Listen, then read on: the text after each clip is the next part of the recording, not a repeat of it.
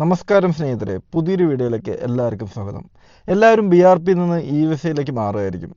അപ്പോൾ eVisa എങ്ങനെ എടുക്കേണ്ടത് എന്നുള്ളത് നമുക്ക് ഓൺലൈനായിട്ട് തന്നെ എടുക്കാം. അതിനുള്ള ചെറിയൊരു വീഡിയോ ക്ലിപ്പ് ഇപ്പോൾ ഈ സൈഡിൽ ഓടുന്നുണ്ടാവും, നിങ്ങളൊന്ന് കാണാം. Got it. The tip here is to make sure that you are patient. Place your phone over, the card and try and look for where the chip is.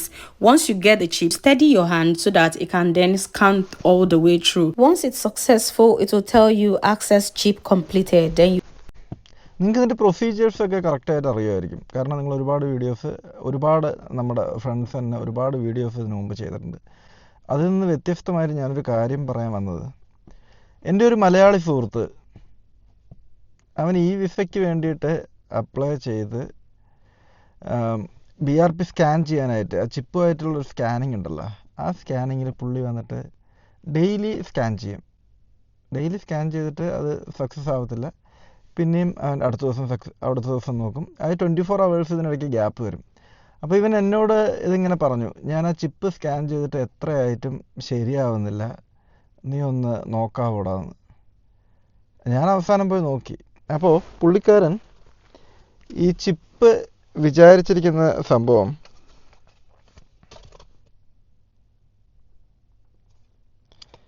ഈ BRPയിലുള്ള ചിപ്പ് ഉണ്ടല്ലോ, ഞാൻ details ഒന്നും കാണിക്കുന്നില്ല. അതാ ഇത് വന്നിട്ട് ഈ ഫോട്ടോയുടെ മുകളിലാണ് പുള്ളിക്കാരൻ വിചാരിച്ച്, ഇവിടെയാണ് ഈ ചിപ്പ് ഉള്ളതെന്നാണ് പുള്ളി വിചാരിച്ചത്.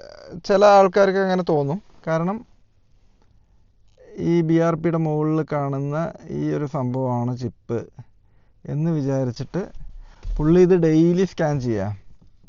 ഇത് ഡെയിലി സ്കാൻ ചെയ്തിട്ട് ഇത് എന്ത് ചെയ്താലും ഇത് ശരിയാവണ്ടേ? അങ്ങനെയാണ് പുള്ളി എൻ്റെ അടുത്ത് ചോദിച്ചത്. അപ്പം ഞാനൊന്ന് സ്കാൻ ചെയ്തപ്പോൾ ശരിക്കും ഈ ചിപ്പ് ഇവിടെ അല്ല, നേരിതാ ഈ ഓപ്പോസിറ്റ് ഇവിടെയാണ് ഇതിൻ്റെ ചിപ്പ് വരുന്നത്. നമുക്ക് ചിലപ്പോൾ ചെറിയ കാര്യമായിട്ട് തോന്നുമായിരിക്കും. നേരെ ഓപ്പോസിറ്റ് ഈ ഭാഗത്ത് ഈ എംബ്ലം കണ്ടോ, ഇവിടെയാണ് ഇതിൻ്റെ ചിപ്പ് വരുന്നത്. ഈ എംബ്ലം എന്ന് പറഞ്ഞാൽ ഈ സൈഡ്, ഇതിൻ്റെ പകുതി ഈ സൈഡാണ് ഇതിൻ്റെ ചിപ്പ് വരുന്നത്. ഇത് ചിലപ്പോൾ നിങ്ങൾക്കൊരു ചെറിയ കാര്യമായിട്ട് തോന്നുമായിരിക്കും. പക്ഷെ ഒരുപാട് ആളുകൾ ഇപ്പോഴും ഈ ഫോട്ടോയുടെ മുകളിലുള്ള ഈ ഇതിൽ വന്നിട്ട് സ്കാൻ ചെയ്ത് ട്രൈ ചെയ്ത് നോക്കുന്നുണ്ട്. 24 hours കാണിക്കുന്നുണ്ട്. അവർക്ക് ബ്ലോക്ക് ആവും, അക്കൗണ്ട് കുറച്ച് നേരം ബ്ലോക്ക് ആവും. പിന്നെ അവർ അടുത്ത ദിവസം ട്രൈ ചെയ്യും, പിന്നെ ഇത് സക്സസ് ആവത്തില്ല. അപ്പോൾ അങ്ങനെ ഒരുപാട് പേര് ഈ ഒരു ഇഷ്യൂ നേരിടുന്നുണ്ട്. അപ്പോൾ അവർക്ക് വേണ്ടിയിട്ടാണ് ഈ ഇൻഫർമേഷൻ. നമ്മൾ ഈ ഫോട്ടോയുടെ മുകളിൽ കാണുന്ന, അല്ലെങ്കിൽ ഈ സൈഡ് മുകളിൽ കാണുന്ന ഈ സംഭവത്തിൽ എത്ര തന്നെ സ്കാൻ ചെയ്താലും ആ സ്കാനിങ് കംപ്ലീറ്റ് ആവത്തില്ല. കാർഡ് നമ്മൾ ഫോണിൻ്റെ അടുത്ത് കൊണ്ടുപോയിട്ട് നമ്മൾ എത്ര തന്നെ വെച്ചാലും അത് കറക്റ്റ് ആവത്തില്ല. ഇതിൻ്റെ ഇങ്ങേ സൈഡിൽ ശ്രദ്ധിച്ച് കണ്ടേക്കണേ, ഈ സൈഡിലേക്ക് നമ്മൾ സ്കാൻ ചെയ്താൽ മാത്രമേ ഇത് സക്സസ് ആവത്തുള്ളൂ. അപ്പോൾ ഈ ഇൻഫർമേഷൻ എല്ലാവർക്കും ഷെയർ ചെയ്യുക. ഞാൻ എന്തുകൊണ്ടാണ് ഈ BRP eVisയിലേക്ക് മാറുന്നത് കംപ്ലീറ്റ് ആയിട്ട് വീഡിയോ ചെയ്യാത്തതെന്ന് വെച്ചാൽ, ഓൾറെഡി ഞാൻ ഈ വീഡിയോ ചെയ്യാൻ വൈകിപ്പോയി. പിന്നെ ഒരുപാട് ആളുകൾ ഇത് ഓൾറെഡി ചെയ്ത് കഴിഞ്ഞു. ഇനിയിപ്പോൾ ഞാനും കൂടി ചെയ്തിട്ട് യൂട്യൂബിൽ കുറച്ച് സ്പേസ് കുറയ്ക്കാമെന്നല്ലാതെ വേറെ ഗുണമൊന്നുമില്ല.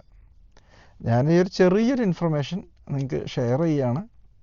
അപ്പോൾ വീഡിയോ ഇഷ്ടപ്പെട്ടാൽ എല്ലാവരും സബ്സ്ക്രൈബ് ചെയ്യുക, ലൈക്ക് ചെയ്യുക, ഷെയർ ചെയ്യുക. വീണ്ടും അടുത്ത വീഡിയോ ആയിട്ട് കാണാം സ്നേഹിതരെ. Good night and good bye. Thank you.